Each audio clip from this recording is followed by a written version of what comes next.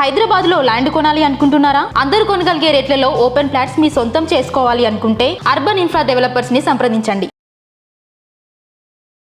నమస్తే, welcome to Telugu capital TV. నేను మీ advocate Sasikanth. ఇవాళ నాతో మా కొలీగ్ అడ్వకేట్ శ్వేత గారు ఉన్నారు. సో నిన్న శ్వేత గారు మనం చూస్తే ఒక farmer along with entire family Andhra Pradesh కడపకి సంబంధించిన ప్లేస్లో ఎక్కడో సూసైడ్ చేసుకుంటాం జరిగింది. దాని మీద మీ విశ్లేషణ ఏమంటారు మీరు?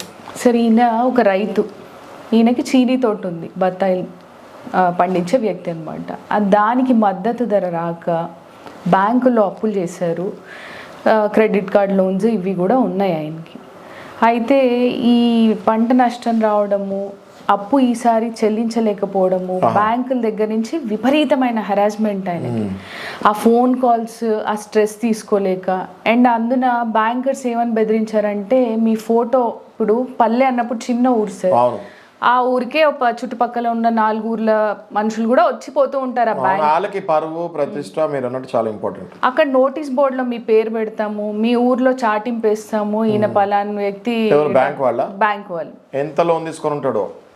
ఒక 15 లక్షల లోన్ ఉంది సార్ ఆయనకి, అంతకన్నా ఎక్కువ ఏం లేదు. అంటే దేని గురించి తీసుకున్నాడు అది లోన్? ఈ తోట గురించే, వ్యవసాయం గురించే తీసుకున్నాడు, పంట కోసమే తీసుకున్నాడు.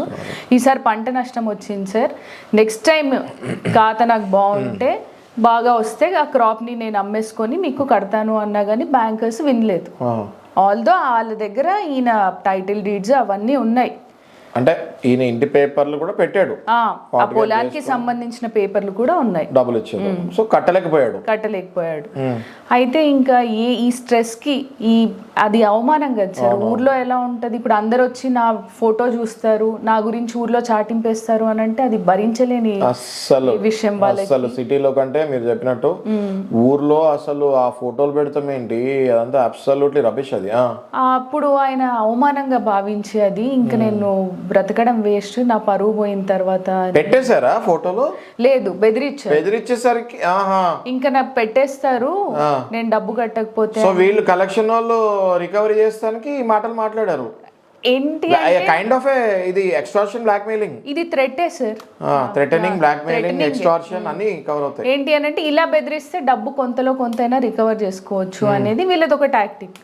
ఓకే, అలా ప్రొక్లమేషన్కి వెళ్తా అనేసరికి ఆయన భయం వేసి ఫస్ట్ భార్యకి పిల్లలకి ఊరేసేసి ఆయన కూడా చనిపోవడం జరిగింది ఇంట్లోనే. ఎంత దారుణం అండి ఇది. నాకు ఇది నిజంగానే షాకింగ్ అండ్ సర్ప్రైజింగ్ అనిపిస్తుంది. బికాస్ 21st సెంచరీలో ఇంకా బ్యాంకర్స్ కలెక్షన్ మెథడాలజీ మార్చలేదు. ఇది మీరు చెప్తుంటే నాకు హైదరాబాద్లో జరిగే ఆత్మహత్యల గురించి నేను డిస్కస్ చేయాలి మీతోటి. మన దగ్గరికి ఎంతోమంది క్లయింట్స్ వస్తుంటారు, మనం ప్రాక్టీస్ చేస్తూ ఉంటాం, మనం చూస్తున్నాము. ఒక క్లయింట్కి ₹1,00,000 జీతం ఉంటే, ఒక వ్యక్తికి ₹1,00,000 జీతం ఉంటే ఆయనకి ₹1,00,00,000 లోన్లు ఇస్తున్నారు. అది ఎలా సాధ్యమవుతుంది అని ఆలోచిస్తే, డెప్త్కి వెళ్తే ఒకటేసారి 10 బ్యాంకుల్లో అప్లై చేసేసి ఆయనకి ₹1,00,00,000 లోన్ ఇచ్చేస్తారు. సరే, అప్లై చేశారు, బ్యాంకులకు కూడా తెలుసు ఆ విషయము, ఈయన ఎక్కడెక్కడ అప్లై చేసుకుంటున్నాడు, పర్వాలేదు అని బ్యాంకులో ఉన్న మేనేజర్లు ఆ విషయం తెలిసినా కూడా దాన్ని కప్పిపెట్టి లోన్లు ఇచ్చేస్తున్నారు. ఆ లోన్లు ఎందుకు ఇస్తున్నారు అంటే, వాళ్ళకి టార్గెట్ ఉంటుంది. ప్రతి బ్యాంక్కి ఒక బ్రాంచ్ మేనేజర్ ఉంటాడు, ఆ బ్రాంచ్ మేనేజర్ టార్గెట్ ఉంటుంది, నెలకి ఇన్ని కోట్లు నువ్వు పంచిపెట్టాల్సిందే అని. ఒక్కసారి పంచిపెట్టిన తర్వాత ఆ బ్రాంచ్ మేనేజర్ టార్గెట్ అయిపోతుంది. ఆ తర్వాత కలెక్షన్ మేనేజర్ టార్గెట్ స్టార్ట్ అవుతుంది. ఆ కలెక్షన్ మేనేజర్ టార్గెట్ ఉంటుంది, నువ్వు ఎంతమందికి లోన్లు ఇచ్చావో అక్కడి నుంచి నువ్వు కలెక్షన్ చేయాలి. బకెట్ 1, బకెట్ 2, బకెట్ 3 అంటారు వాళ్ళ లాంగ్వేజ్లో. అంటే 1 to 30 డేస్ని బకెట్ 1, 30 to 60 బకెట్ 2, అలాగే బకెట్ 3, బకెట్ 4. బకెట్ 4 అవుతే కానీ రైట్ ఆఫ్ అవ్వదు కేసు.